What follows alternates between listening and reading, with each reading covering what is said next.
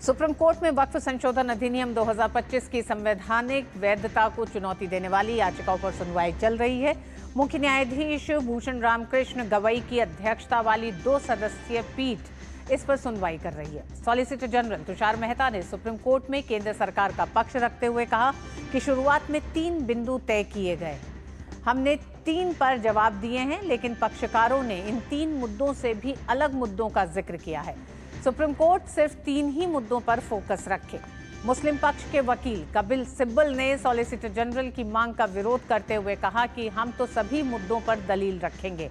इस पर solicitor general ने कहा कि ऐसा नहीं है कि हमारे पास दूसरे मुद्दों पर जवाब नहीं है, लेकिन नए मुद्दे उठाना कोर्ट के साथ सही नहीं है। वहीं कोर्ट ने पूछा कि क्या वक्फ बाय यूजर प्रॉपर्टी के रजिस्ट्रेशन का प्रावधान पहले से था।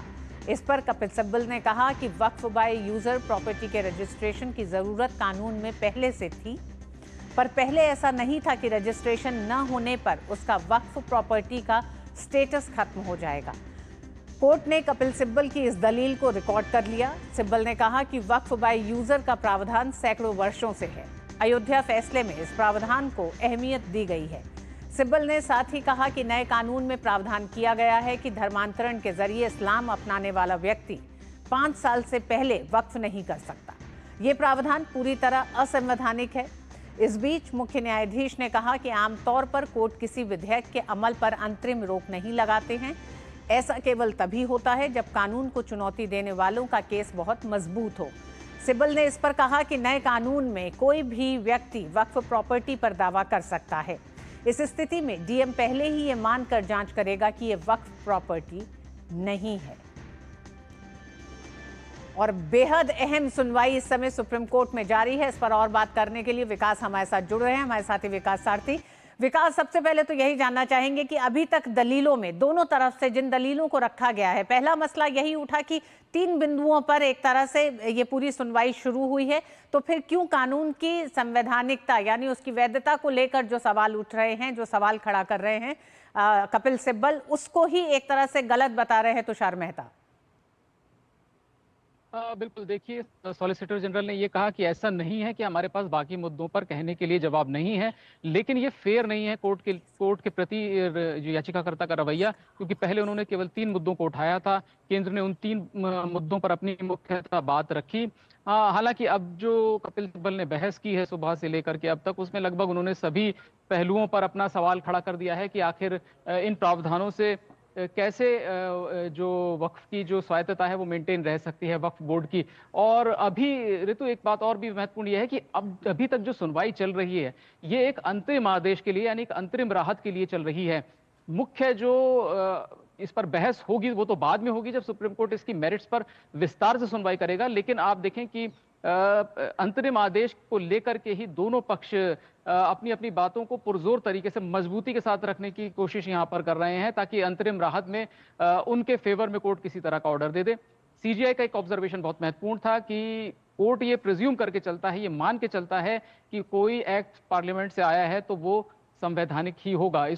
इसके विपरीत साबित करने के लिए बहुत मजबूत तथ्य, बहुत मजबूत दलीलें रखनी होंगी सुप्रीम कोर्ट के सामने याचिकाकर्ताओं को। कपिल सिब्बल इसी की अभी कोशिश कर रहे हैं और वो लगातार उन प्रावधानों को गिना रहे हैं जिनको लेकर के काफी समय से आप जानते हैं कि विवाद चल रहा है। खासतौर से वक्फ बाय यूज का जो मामला है उसको लेकर के कपिल सिब्बल ने कहा है कि वक्फ बाय यूज का तो कोई रिकॉर्ड पुराना इस तरह का उपलब्ध भी नहीं होता है ज्यादातर मामलों में। ऐसे में वक्फ की ये सारी प्रॉपर्टी पर अगर कोई तीसरा व्यक्ति जिसका दावा नहीं है वो भी दावा कर देता है तो इसको विवादित प्रॉपर्टी मान करके जांच शुरू होगी और ये पहले ही मान लिया जाएगा, जांच के अंतिम निष्कर्ष से पहले ही मान लिया जाएगा कि ये वक्फी प्रॉपर्टी नहीं है।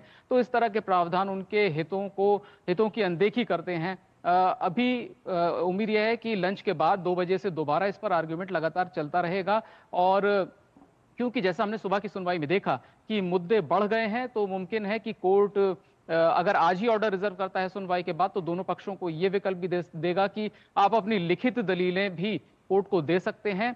और अंतरिम आदेश में ये कोर्ट तय करेगा कि जिन 3 प्रावधानों को अभी कोर्ट ने खुद नहीं कहा है कि इन पर किसी तरह की रोक लगाई जाए, लेकिन केंद्र ने खुद इनको होल्ड पर रखा, यह आश्वासन दिया कि वो इनको लागू नहीं करेगा इन 3 प्रावधानों को जब तक कि अंतरिम आदेश नहीं आ जाता। तो अंतरिम आदेश के बाद क्या व्यवस्था होगी, क्या ये जो इस 3 प्रावधान को लागू करने को लेकर के केंद्र ने एक तरफा अपना एक ये घोषणा की थी कि वो इन्हें लागू नहीं करेगा। क्या ये हट जाएगी? क्या एक्ट पूरी तरह से लागू होगा, या अंतरिम राहत में जो वक्फ बोर्ड मांग रहा है और अन्य याचिकाकर्ता मुस्लिम पक्ष की तरफ से मांग रहे हैं, वो राहत कोर्ट यहाँ पर देगा? कुछ इसमें 2-4 दिन लग सकते हैं, लेकिन ये मान के चलें कि जल्द ही एक अंतरिम आदेश सुप्रीम कोर्ट दे देगा इसको लेकर। जी, जो बात आप कह रहे हैं, दलीलों में जो बातें सामने आई हैं विकास, उसमें एक महत्वपूर्ण बात कोर्ट ने कहा, सीजीआई ने जब इस बात को रखा कि आमतौर पर कोर्ट किसी भी कानून को अंतरिम आदेश के तहत रोक नहीं लगाती है, लेकिन इसी के साथ साथ उन्होंने ये भी कहा कि जो लोग कोर्ट पहुंचते हैं उनका केस भी मजबूत होना जरूरी है। तो क्या ये कोर्ट को ऐसा लगता है कि वक्फ कानून को लेकर जो आपत्तियां दर्ज कराई जा रही हैं वो एक मजबूत आधार नहीं दिखाई देता, कानून की संवैधानिकता पर जब सवाल खड़ा कर रहे हैं?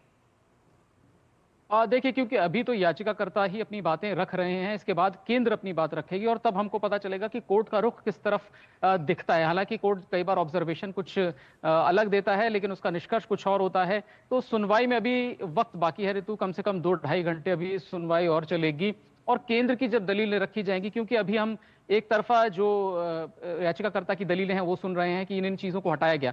जब केंद्र ने अपना हलफनामा रखा था तो उसमें यह कहा गया था कि जो अभी तक एक ऑटोनॉमी है वक्फ बोर्ड्स के पास या स्टेट वक्फ काउंसिल्स के पास, वो उसका दुरुपयोग भी करते रहे हैं।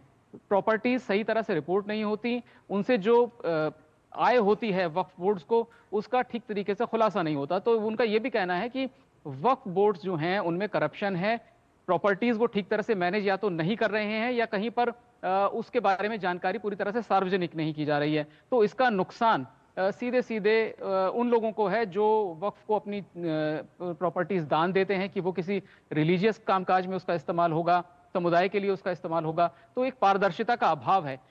अब ये दलीलें केंद्र की तरफ से जब रखी जाएंगी तो हमें देखना होगा कि कोर्ट का क्या रुख रहता है, क्योंकि 2 बातें प्रमुखता से केंद्र ने उठाई। पहला, जमीन पर कब्जा करना, बहुत सारी जमीन पर जिसमें कि सरकारी जमीन भी शामिल है उन पर कब्जा करने की घटनाएं हैं, और इसके अलावा वक्फ जो प्रॉपर्टीज का मेंटेनेंस करता है वो एक तो ठीक नहीं है और उनके रिकॉर्ड पूरी तरह से क्लियर नहीं है कि किस प्रॉपर्टी से कितनी आमदनी हो रही है और उसका कितना हिस्सा समुदाय के भले के लिए या उनकी भलाई के लिए खर्च किया गया। तो इन सभी विषयों पर अब केंद्र अपनी दलीलें रखेगा। 2 बजे से लेकर के उम्मीद है कि 2-2.5 घंटे इसके बाद और बहस चलेगी और इस दौरान हमें सेंटर की आर्ग्यूमेंट्स और स्पष्ट तरीके से सुनने को मिलेंगे और पता चलेगा कि कोर्ट का इन बातों पर क्या ऑब्जर्वेशन रहता जी। है। विकास, एक मसला और, जहां वक्फ बोर्ड में गैर मुसलमान सदस्यों को शामिल करने की बात है, इस पर भी कपिल सिब्बल का कहना है कि पिछली जो व्यवस्था से उससे अलग 7 अब गैर मुस्लिम सदस्यों को शामिल किया जाएगा। पिछली बार हमने देखा था अंतरिम आदेश देने से पहले भी कोर्ट ने एक तरह की कुछ आपत्तियों या कुछ ऑब्जर्वेशंस अपने रखे थे। ऐसे में आज जब कपिल सिब्बल इस दलील को रख रहे हैं तो उनका क्या कहना है, कोर्ट का क्या रुख है, अभी तक क्या कुछ सामने आया है? बिल्कुल, देखिए, कोर्ट में जब कपिल सिब्बल ने दलील रखी कि 7 लोग नॉन मुस्लिम होंगे तो इस पर बेंच की तरफ से ये भी बात आई कि आप ये कैसे कह सकते हैं कि सारे नॉन मुस्लिम होंगे। कुल बात यह है कि ये मनोनीत सदस्य होंगे, तो उसमें मुस्लिम भी हो सकते हैं, गैर मुस्लिम भी हो सकते हैं। लेकिन कुल मिलाकर बात यहाँ पर ये थी कपिल सिब्बल की ओर से कि अब से पहले वक्फ बोर्ड के जो सदस्य होते थे वो एक चुनाव की प्रक्रिया से होकर आते थे, लेकिन अब ये सारे जो सदस्य हैं ये अधिसंख्यक मनोनीत हैं और ऐसे में जब 7 ऐसे मेंबर्स हैं जो नॉमिनेटेड होंगे तो उनके गैर मुस्लिम होने की भी पूरी संभावना है। एक यहाँ पर विषय और है कि केंद्र का ये कहना है कि वक्फ करने की जो प्रक्रिया है वो एक रिलीजियस रिचुअल आप कह सकते हैं, वो एक प्रथा है रिलीजियस कि एक बार वक्फ कर दिया गया तो वो आपका धार्मिक अधिकार था, लेकिन जैसे इसमें प्रॉपर्टी इन्वॉल्व होती है तभी ये पूरी एक्सरसाइज यानी मैनेजमेंट का जो पूरा मामला है वो एक सेक्युलर एक्सरसाइज है। वक्फ घोषित करना, वक्फ बनाना किसी प्रॉपर्टीज को, वो आपका रिलीजियस राइट है पूरी तरह से, इसमें कोई विवाद की बात नहीं है। लेकिन मैनेजमेंट कैसे रखा जाएगा इन प्रॉपर्टीज का, वो कैसे टैक्स होंगी, उनको कितना कमाई हो रही है, उस पैसे को कहां खर्च किया जा रहा है, ये सब केवल इसको ये कह देना कि एक रिलीजियस एक्टिविटी है, इसका केंद्र ने एक तरीके से विरोध किया और ये कहा है कि एक सेक्युलर एक्टिविटी है, इसीलिए मनोनीत सदस्य इसमें रखे गए हैं ताकि ज्यादा पारदर्शिता हो और ज्यादा जवाबदेही हो वक्फ बोर्ड की। जी विकास, किन दलीलों में कपिल सिब्बल को ये तुलना करनी पड़ी कि मंदिरों में चढ़ावा जिस तरह से चढ़ता है वो मस्जिदों में नहीं चढ़ता है, तो ये दलीलें क्यों आखिर वक्फ कानून पर बात करते हुए कपिल सिब्बल को रखनी पड़ रही हैं? देखिए, एक जो बहुत बड़ा फर्क है बाकी सारे मामलों में और वक्फ में कि कोई और प्रॉपर्टी जो होती है वो उसका चेंज संभव है, उसके उसके मालिकाना हक में कुछ बदलाव संभव है।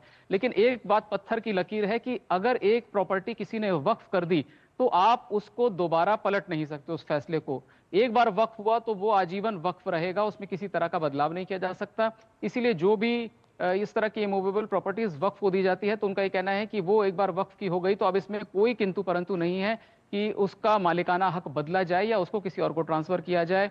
मंदिर से उनकी तुलना मैनेजमेंट को लेकर के कुछ कुछ थी कि मंदिरों के मैनेजमेंट में भी आप देखें कि बहुत सारे राइट्स जो हैं वो उस मंदिर से जुड़े हुए जो लोग हैं उनको दिए जाते हैं और जो उसके मेंबर्स होते हैं वो केवल ऐसे लोग होते हैं जो एक्स ऑफिशियो उस कमेटी का हिस्सा होते हैं। तो कुछ कुछ उनकी तुलना इस बात को लेकर के थी और लेकिन उनकी बड़ी दलील ये थी कि वक्फ जो है वो अन्य धर्मों के जो प्रावधान हैं डोनेशंस के, ट्रस्ट के, उससे बहुत अलग है और एक बार वक्फ की गई प्रॉपर्टी को फिर उसका स्वरूप बदला ही नहीं जा सकता।